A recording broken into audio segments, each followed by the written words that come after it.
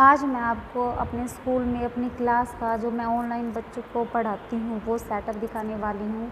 देखिए यहाँ टेबल के ऊपर मैंने एक डस्टबिन रखा हुआ है और डस्टबिन के ऊपर मैंने एक बोतल के सहारे अपने फ़ोन को इस तरीके से सेट किया हुआ है कि जो बच्चे हैं वो बोर्ड को आसानी से देख सकें और मैं बोर्ड पर उनको काम करवा सकूँ। इस काम में मेरी हेल्प एक मेरी क्लास का स्टूडेंट है कपिल, वो कर रहा है। अब वो यहाँ एक फ़ोन को पकड़ेगा और मैं दूसरे फ़ोन से बच्चों से लाइव चैट कर रही हूँ, उनसे बता रही हूँ उनको कि क्या आज हम पढ़ेंगे या उनको कोई प्रॉब्लम है तो वो मुझसे शेयर करें। इस तरीके से मैं उनसे बातें कर रही हूँ। बच्चों को लाइव क्लास के दौरान समझाना बहुत ज़रूरी होता है कि अपने आप को म्यूट करके रखें, बार बार अनम्यूट ना करें, कैमरे को ऑन रखें ताकि टीचर उनको अच्छे से देख सके।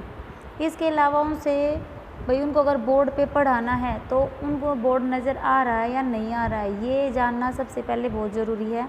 तो फ़ोन को सेट कर लिया है, अब मैं उनको पढ़ाने के लिए जा रही हूँ। पढ़ना स्टार्ट करने से पहले बच्चों के साथ इंटरेक्शन होना बहुत ज़्यादा ज़रूरी है। देखिए अब मैंने यहाँ उनको पढ़ाना शुरू कर दिया है। यहाँ मैं बोर्ड पर कुछ स्टिक्स बनाऊंगी, कुछ लाइनें खींचूंगी। 9 लाइन खींचने के बाद अगर हम 10वीं लाइन खींचते हैं तो 10 इकाइयाँ मिलकर एक दहाई बना देती है, जिसे हम इस प्रकार से दिखाते हैं कि 10 लाइनों को हम एक बंडल में बांध देते हैं। जब आप अलग अलग स्टिक्स देखते हैं तो आपको पता है वो 1, 2, 3 नंबर हैं, लेकिन जब आप इस तरीके से बंधा हुआ एक बंडल देखते हैं तो आप बिना गिने एग्जैक्टली बता देते हैं कि उसके अंदर 10 वस्तुएं हैं, 10 चीज़ों का एक समूह है, 10 स्टिक्स का एक समूह है। इस प्रकार अगर बोर्ड पर मैं एक और बंडल बना देती हूँ, उसके साथ एक और बंडल बना देती हूँ, तो आप आसानी से उन बंडलों को देखकर बता सकते हैं कि उनके अंदर कितनी वस्तुएं हैं, 20। अब यहाँ बोर्ड पर मैंने देखिए कितने बंडल बनाए, 3। अब 3 बंडल का मतलब है 30 वस्तुएं या 30 इकाइयाँ। एक बंडल में 10 इकाई होती हैं, 2 बंडल में 20 और 3 बंडलों में 30 इकाई होती हैं। इस तरीके से आप आसानी से इनको देखकर बता सकते हैं।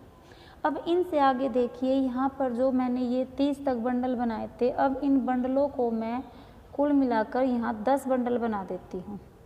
ठीक है, अब एक बंडल में 10, 2 में 20, इस तरीके से हम 10 बंडल तक नहीं गिनेंगे। जिस प्रकार हमने 10 इकाइयों का एक बंडल बना दिया था दहाई का, उसी प्रकार हम 10 दहाइयों का एक बड़ा बॉक्स बना देंगे, जिस बॉक्स के अंदर हमारे 10 बंडल होंगे।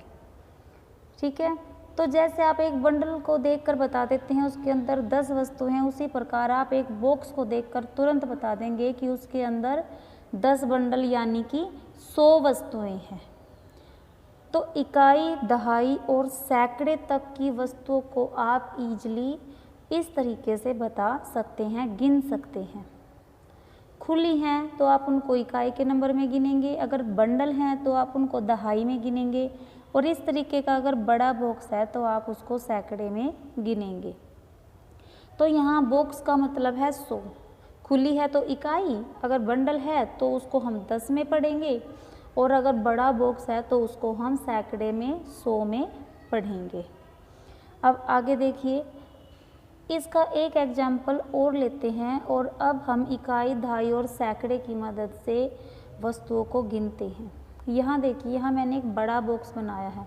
आपने अभी सीखा था बड़ा बॉक्स सैकड़े का बॉक्स होता है, यानी उसके अंदर 100 वस्तुएं हैं। जमा में किया मैंने 2 बंडल, अब एक बंडल में 10 वस्तुएं होती हैं तो 2 बंडल में 20, और जमा में मैंने कुछ खुले रख दिए, तो जैसे वहाँ मैंने 3 लाइन खींची हैं तो 3 इकाइयाँ। अब यहाँ हम इनकी संख्या लिख लेते हैं। बॉक्स का मतलब है 100, जमा में 2 बंडल यानी कि 20 वस्तुएं, और उसके बाद जमा में हम करेंगे 3, जो हमारे इकाई के 3 नंबर हैं। अब इस प्रकार इनको जोड़ने से हमारे पास जो कुल जोड़ है वो कितना निकल कर आएगा, देखिए आप कीजिए इसको। 100 जमा 20 जमा 3 123।